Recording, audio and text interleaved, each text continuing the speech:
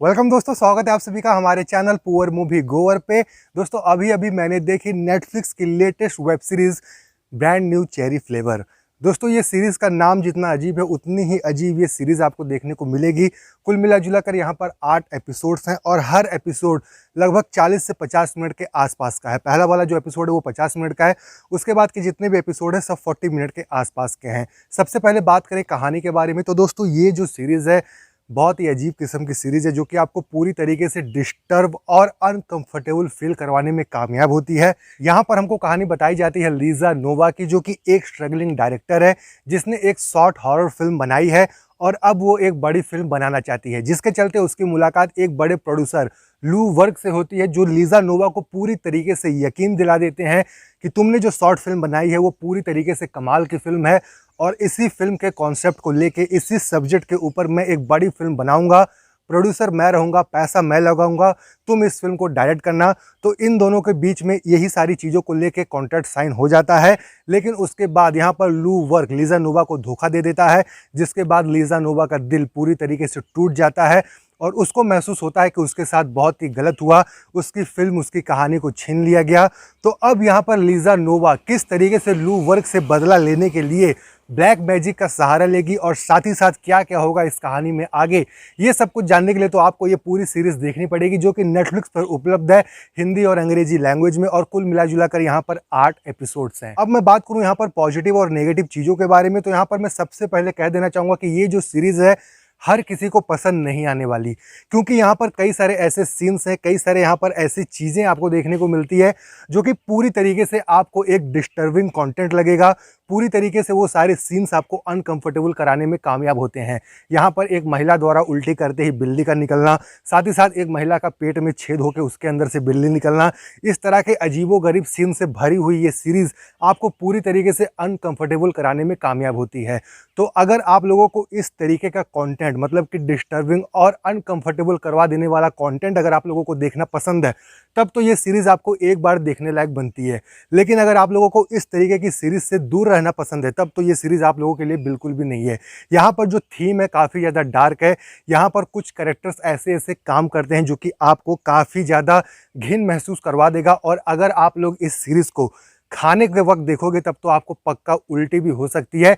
यहाँ पर एक लड़की जब उल्टी करती है तो उसके उल्टी में बिल्ली निकलती है। ये चीज़ देख के मुझको अभी तक सर में चक्कर आ रहे हैं। तो दोस्तों आप लोग समझ सकते हैं कि कितना ज़्यादा यहाँ पर अनकंफर्टेबल करवा देने वाला कंटेंट देखने को मिलता है। दैट्स व्हाई दोस्तों ये जो सीरीज़ है हर किसी के लिए नहीं है, हर किसी को ये सीरीज़ पसंद नहीं आने वाली। उसके बाद बात करें परफॉर्मेंस के बारे में, तो यहाँ पर मैं कहना चाहूँगा कि जितने भी एक्टर्स आपको नज़र आते हैं सभी का काम ठीक ठाक है, बढ़िया है। मुख्यतः कहानी यहाँ पर 3 किरदारों के इर्द गिर्द घूमती है। सबसे पहला किरदार है लीजा नोवा का, जो कि यहाँ पर मेन लीड है। उसके बाद यहाँ पर लू वर्क का किरदार है, जो कि एक बहुत बड़ा प्रोड्यूसर है जिसने लीजा नोवा के साथ गलत किया है और अब लीजा नोवा उससे बदला लेना चाहती है और लीजा नोवा का बदला लेने में उसकी हेल्प कर रही है बोरो, जो कि एक महिला तांत्रिक है।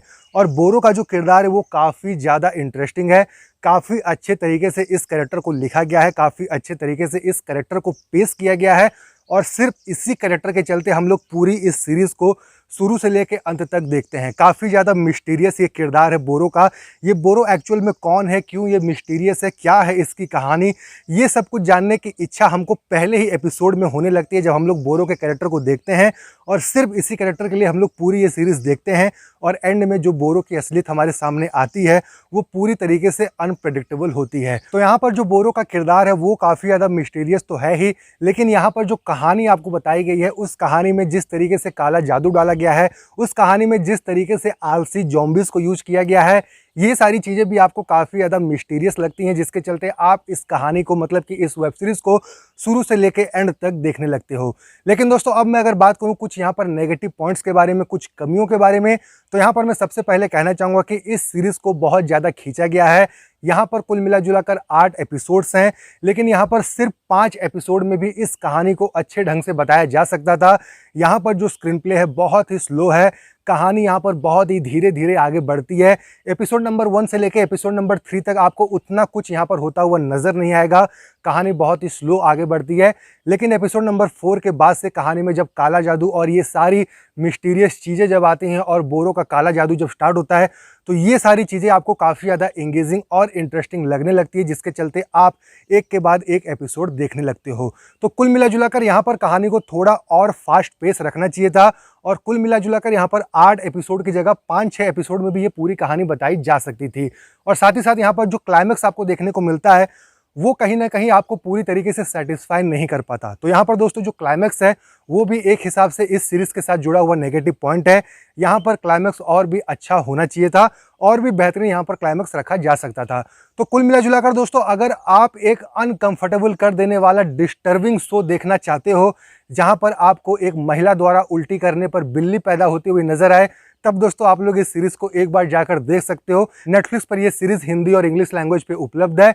तो कुल मिला जुलाकर दोस्तों ये था मेरा रिव्यू। अगर आप लोग को पसंद आया तो आप लोग हमारे इस वीडियो को लाइक करें, शेयर करें, सब्सक्राइब करें हमारे चैनल को। और साथ ही साथ दोस्तों, अगर आप लोगों ने इस सीरीज को देख लिया है तो आपका क्या पॉइंट ऑफ व्यू है, आपका क्या रिएक्शन है इस सीरीज को देखने के बाद, आप लोग मुझको कमेंट करके जरूर बताएं। मैं हर कमेंट को पढ़ता हूं और रिप्लाई करने की भी कोशिश करता हूं। तो मैं फिर मिलूंगा एक नई वीडियो के साथ, तब तक के लिए जय हिंद, वंदे मातरम।